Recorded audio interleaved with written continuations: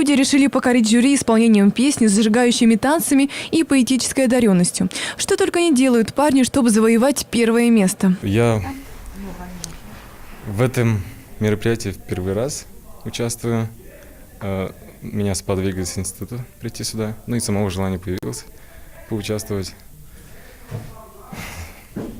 Танцами с детства занимаюсь, 6 лет.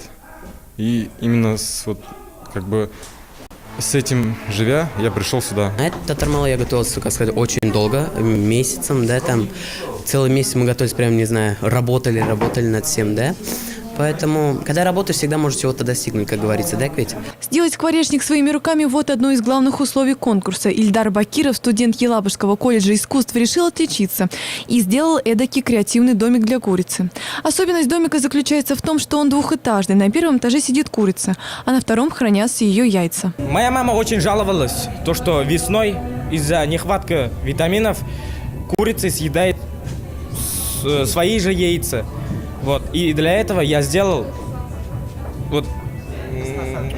приспособление, да, для куриц, чтобы они не смогли кушать свои яйца. И в самом деле Ильдар своей находчивостью и чувством юмора покорил жюри. Уже второй год подряд елабужане занимают призовые места в этом конкурсе. Ксения Антонова, Айгуль Юнусова для программы «Новости».